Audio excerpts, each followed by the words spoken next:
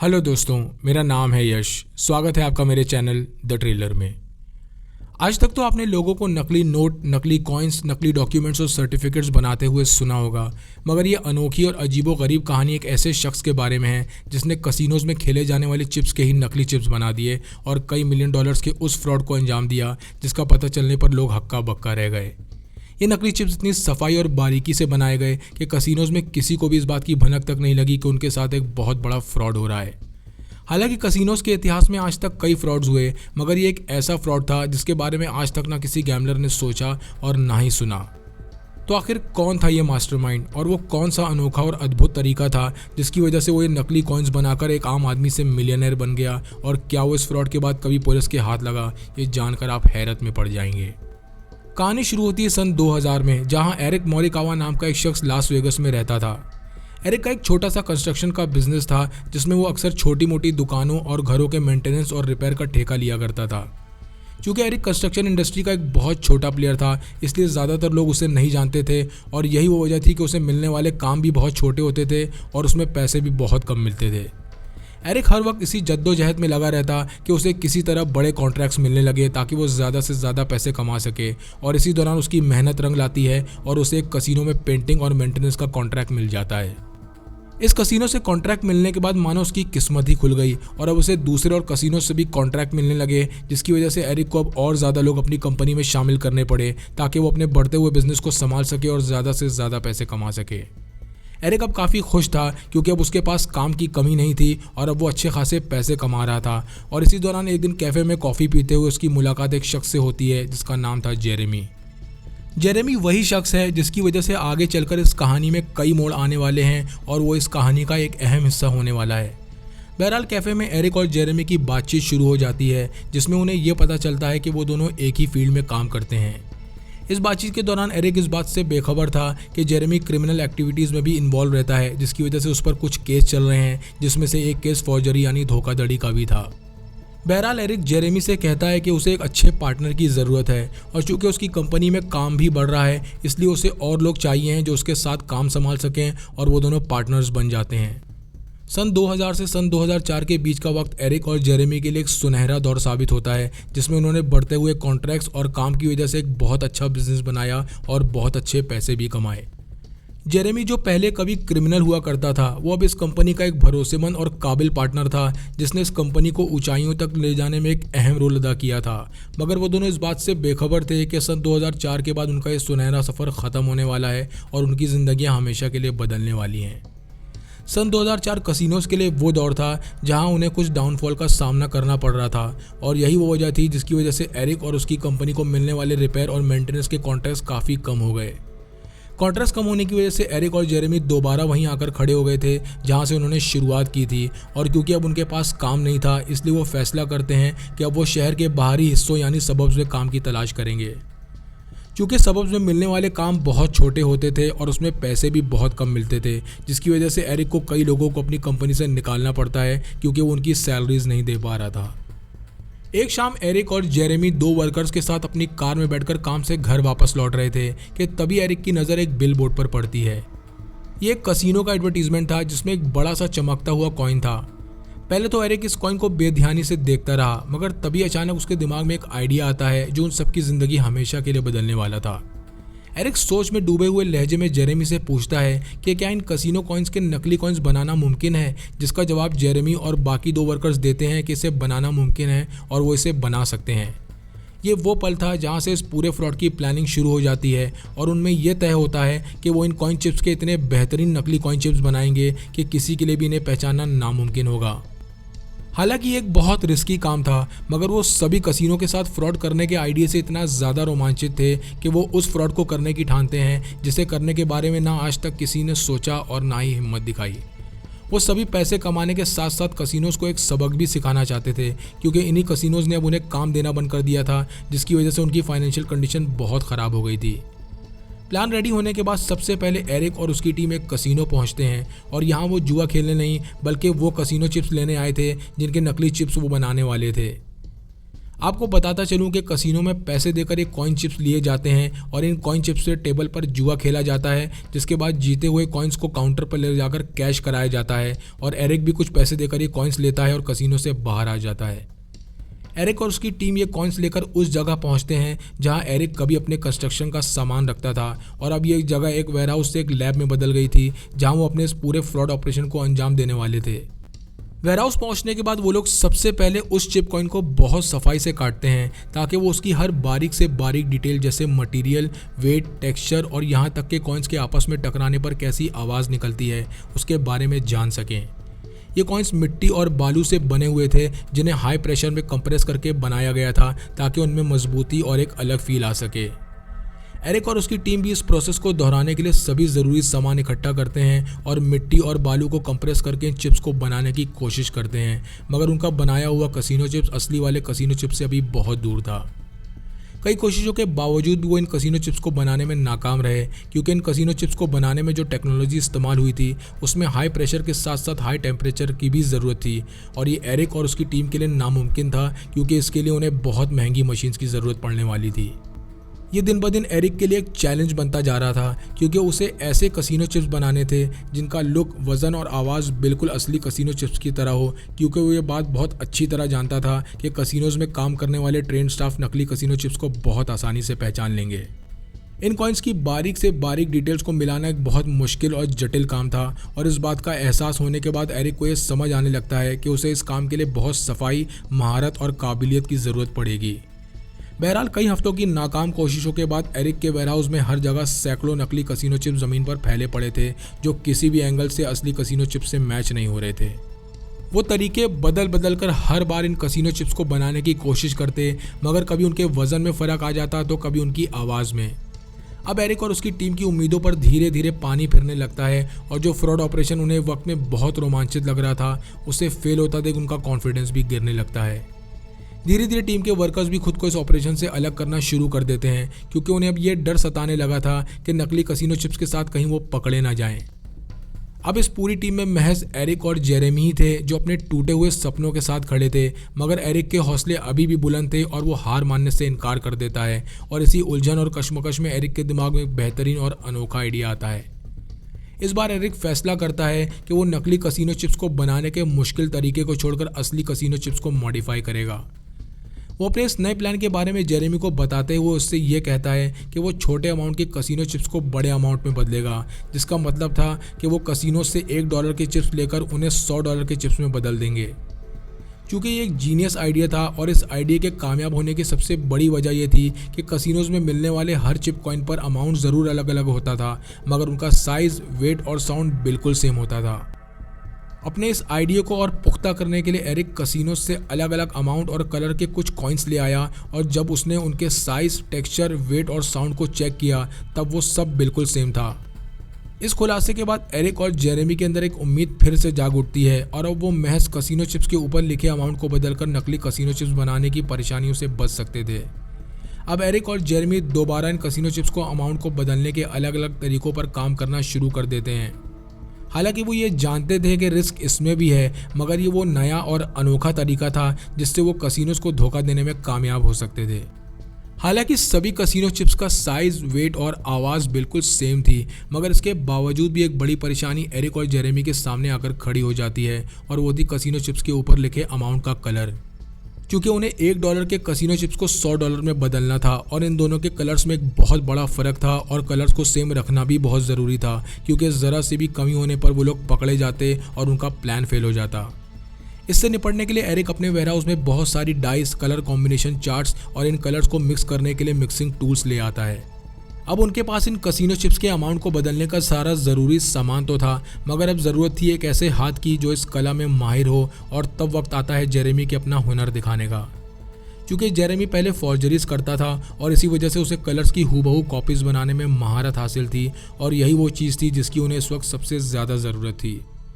अब जेरेमी और एरिक मिलकर अलग अलग कलर्स के कॉम्बिनेशन से एक्सपेरिमेंट और टेस्टिंग करना शुरू करते हैं और लगभग 100 से 150 ट्रायल्स करने के बाद उनके हाथ पहली कामयाबी लग जाती है और वो दोनों वो कलर बनाने में कामयाब हो जाते हैं जो हूबहू चिप्स पर लिखे अमाउंट के कलर से मैच हो रहा था। कसिनो चिप्स का वेट और कलर मैच होने के बाद अब जो सबसे ज़रूरी और आखिरी काम बचा था वो था चिप्स के ऊपर लगे अमाउंट का स्टिकर, और ये उनके पिछले किए गए कामों के मुकाबले काफ़ी आसान था। जेरेमी चिप्स पर लगे इन स्टिकर्स को निकालने के लिए उन्हें उबलते हुए पानी में डाल देता है, जिसकी वजह से स्टिकर्स का ग्लू आसानी से निकल जाता है और फिर वो बहुत धीरे धीरे और बहुत सफाई से इन स्टिकर्स को चिप्स के ऊपर से हटा देता है। इसका साफ मतलब था कि अब वो $1 के स्टिकर को कसिनो चिप्स से हटाता है और उसके ऊपर अपना बनाया हुआ $100 का स्टिकर लगा देता है, जो हूबहू चिप्स के कलर से मैच हो रहा था। जेरेमी ने इन $100 के स्टिकर्स को कंप्यूटर पर डिज़ाइन किया था, और ये स्टिकर इतनी सफाई से कसिनो चिप्स पर लगाए गए कि वो खुद भी इन्हें देखकर हैरान थे, क्योंकि अब असली कसिनो चिप्स और नकली कसिनो चिप्स में कोई फ़र्क नहीं था। एक परफेक्ट कसिनो चिप बनाने के बाद भी एरिक बहुत ज़्यादा चौकन्ना था, और एक बात बार बार उसके दिमाग में घूम रही थी, और वो ये थी कि कसिनोज के पास इन चिप्स को पहचानने का और कोई तरीका भी ज़रूर होगा, और उसका ये अंदाज़ा बिल्कुल सही साबित हुआ। कसिनोज इन चिप्स को पहचानने के लिए एक और तरीके का इस्तेमाल करते थे, और वो ये था कि चिप्स के स्टिकर्स में कुछ छुपी हुई मार्किंग्स होती थी जिन्हें नॉर्मल आंखों से नहीं देखा जा सकता था, और जिसे देखने के लिए ब्लैक लाइट का इस्तेमाल किया जाता था।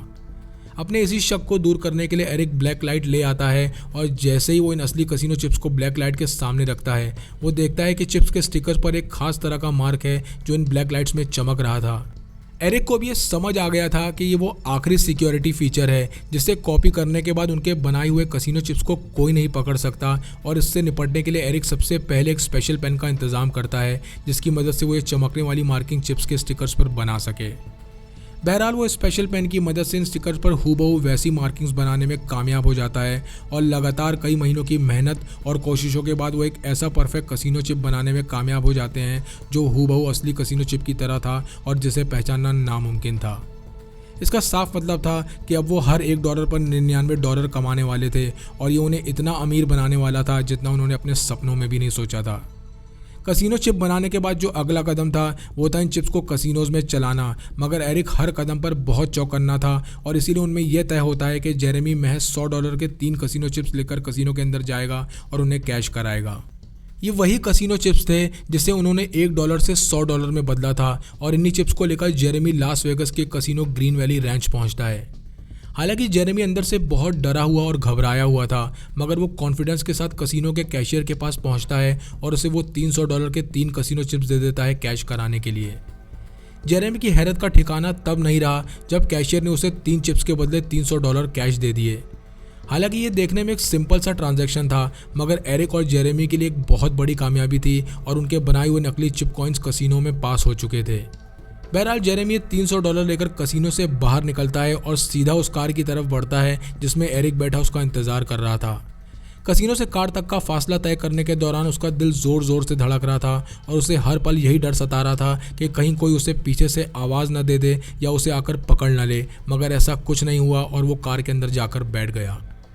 गाड़ी में बैठते ही एरिक फौरन कार स्टार्ट करता है और वो दोनों वहाँ से निकल जाते हैं, और जेरेमी जैसे ही उसे $300 निकाल कर देता है, ये देखते ही एरिक की आंखों में खुशी की चमक आ जाती है। वो दोनों इस छोटी सी कामयाबी को सेलिब्रेट करने के लिए एक शैंपेन की बोतल लेते हैं और सीधे अपने गैराज पहुँच जाते हैं। इस कामयाबी से उनका कॉन्फिडेंस बहुत ज़्यादा बढ़ गया था और उनका डर भी बिल्कुल ख़त्म हो गया था, और इसी वजह से अब वो रोज़ 25 से 30 कसिनो चिप्स को $1 से $100 में बदलने लगे, जिसकी वजह से उनकी कमाई अब हर रोज़ बढ़ती जा रही थी।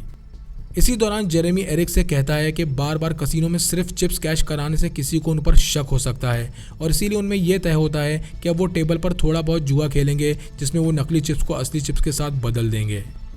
ऐसा करने के पीछे की वजह ये थी कि ये देखने में एक बिल्कुल नेचुरल गैम्बलिंग गेम दिखाई दे, जिसमें गैम्बल जीतने के बाद प्लेयर्स अपने चिप्स कैशियर के पास कैश करा लेते हैं, और अपने इस फ्रॉड ऑपरेशन को लंबे समय तक चलाने के लिए एरिक और जेरेमी के लिए बहुत ज़रूरी भी था।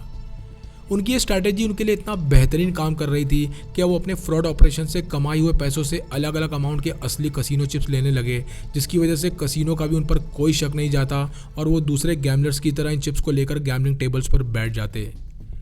2-3 चिप्स से गैमलिंग करने के बाद उन दोनों में से एक वॉशरूम में चला जाता, और ये वो जगह थी जहाँ कैमराज नहीं लगे थे और ना ही कोई सिक्योरिटी थी। वॉशरूम के अंदर पहुंचने के बाद वो इन असली और नकली कसिनो चिप्स को आपस में बदल देते, और फिर वापस टेबल पर आकर इन्हीं नकली कसिनो चिप्स से जुआ खेलते, जिसकी वजह से ये चिप्स टेबल पर रखे असली कसिनो चिप्स में मिल जाते। सीसीटीवी कैमरा से देख रहे सिक्योरिटी गार्ड्स और आसपास खड़े ट्रेंड स्टाफ इस बात से बेखबर थे कि एरिक और जेरेमी उस फ्रॉड को अंजाम दे रहे हैं जिसके बारे में ना उन्होंने कभी सोचा और ना ही कभी सुना। वो दोनों जानबूझकर ऐसे एंगल में खड़े होकर कसीनो चिप्स लेते जिससे वो सीसीटीवी कैमरास की नज़र में आ जाएं और जब वो इन चिप्स को कैश कराने जाएं तो किसी को उन पर कोई शक ना हो। ये अब उनके लिए एक रोज़ का रूटीन हो गया था और अपने बढ़ते हुए कॉन्फिडेंस की वजह से वो $100 की जगह $500, $500 से $1000 और $1000 से $25,000 तक के नकली कसीनो चिप्स बनाने लगे। उनका ये नकली कसीनो चिप्स बनाने का ऑपरेशन अब नई ऊंचाइयों को छू रहा था, जिसकी वजह से अब वो हर महीने के $6 लाख तक कमा रहे थे।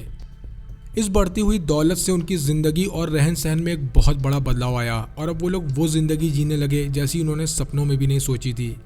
एरिक अब अपनी बीवी के साथ लास वेगास के सबसे महंगे रेस्टोरेंट्स में खाना खाने लगा और साथ ही साथ लग्जरी ब्रांड्स के कपड़े भी पहनने लगा। हद तो तब हो गई जब एक बार उसकी बीवी ने शॉपिंग के दौरान एक साथ 100 हैंडबैग्स खरीद लिए जिनकी कीमत $2 लाख थी।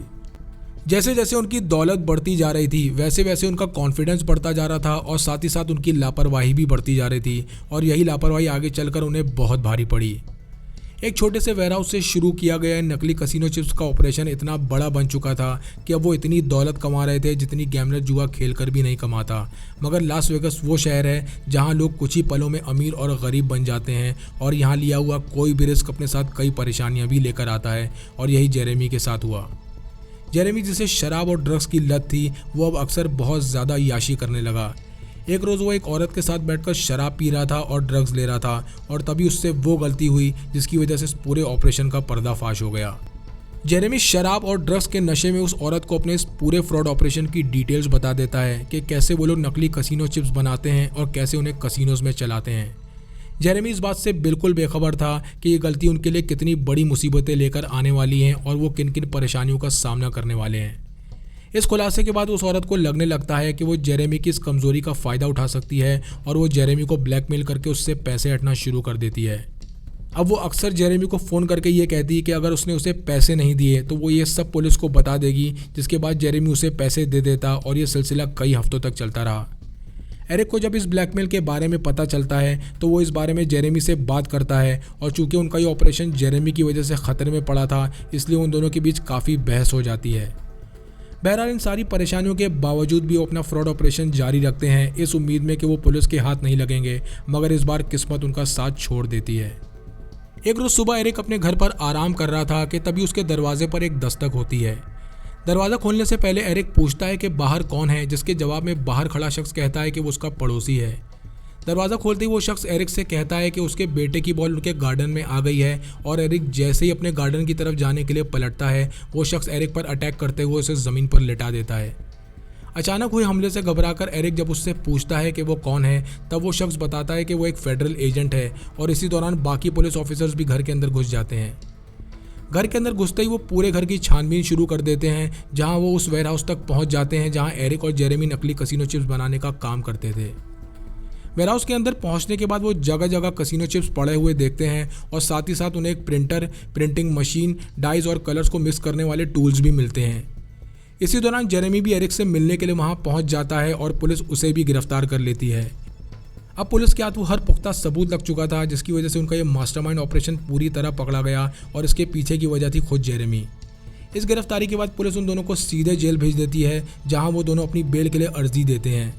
चूँकि ये मामला कसीनो फ्रॉड से जुड़ा था इसलिए कोर्ट भी उनकी बेल की रकम को $5 मिलियन रखती है, जिसका इंतजाम करना उन दोनों के लिए लगभग नामुमकिन था। जेल में सज़ा काटने के दौरान एरिक की मुलाकात एक रशियन कैदी से होती है और इसी कैदी की वजह से एरिक दोबारा परेशानियों में पड़ने वाला था। ये रशियन कैदी अंडरवर्ल्ड की दुनिया में एक जाना माना नाम था और जब उसे एरिक के कसीनो चिप्स फ्रॉड के बारे में पता चला तब वो एरिक के सामने एक नए फ्रॉड ऑपरेशन में पार्टनरशिप के लिए ऑफर रखता है। वो एरिक से कहता है कि ये ऑपरेशन काफ़ी बड़े पैमाने पर होगा और एक बार वो लोग जेल से बाहर निकल जाएं तो वो इसे शुरू कर सकते हैं। जहां एक तरफ जेरेमी ने फ्रॉड ऑपरेशन से कमाए हुए सारे पैसे शराब और ड्रग्स में उड़ा दिए थे, वहीं एरिक ने कुछ पैसे छुपा कर रखे थे जिसके बारे में पुलिस नहीं जानती थी।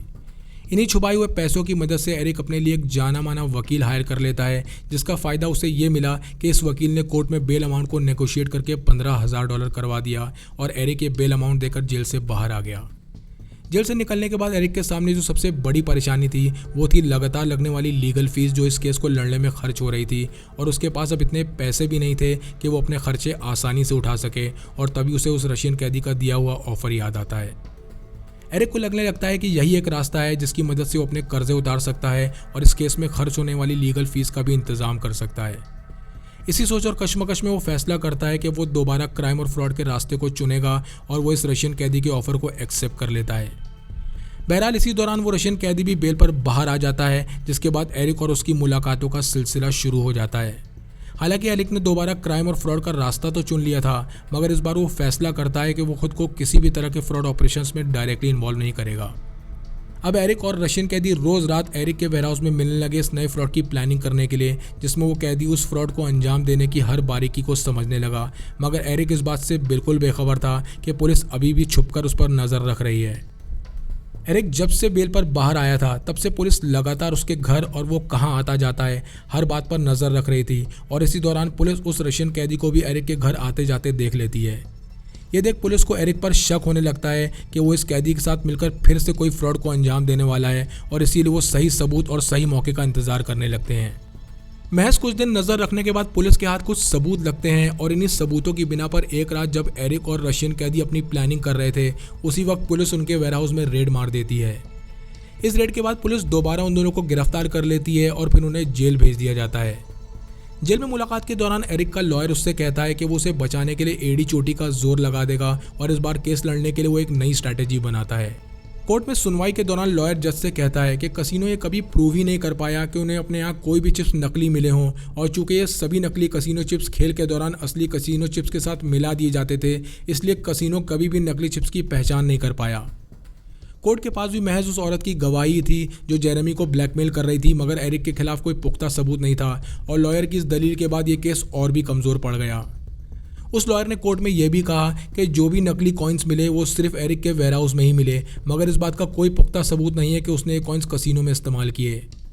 एरिक के वेयरहाउस से पुलिस को जो नकली कसिनो चिप्स मिले उनकी कीमत महज $30,000 थी, और ये कसिनोज में चलाए हुए उन नकली कसिनो चिप्स का एक बहुत छोटा सा हिस्सा था जिनकी कीमत कई लाखों डॉलर्स में थी। बहरहाल कोई पुख्ता सबूत ना होने और बहुत कम अमाउंट के नकली चिप्स बरामद होने की वजह से कोर्ट उसे महज 3 साल की सज़ा सुनाता है, और वहीं जेरेमी जो इस फ्रॉड से पहले भी क्रिमिनल एक्टिविटीज़ में इन्वॉल्व था उसे 10 साल की सज़ा सुनाता है। ये थी कहानी उस शातिर आदमी की जिसने अपनी चालाकी से कसिनोज को ठगने का वो अनोखा तरीका निकाला जिसे ना आज तक किसी ने सुना और ना ही कसिनोज इस बारे में सोच पाए, मगर अपने पार्टनर की नशे की लत और बेवकूफ़ी की वजह से वो पकड़ा गया। आपको ये कहानी कैसी लगी कमेंट सेक्शन में लिखकर ज़रूर बताएं। चैनल को लाइक और सब्सक्राइब करें। मिलते हैं नेक्स्ट वीडियो में।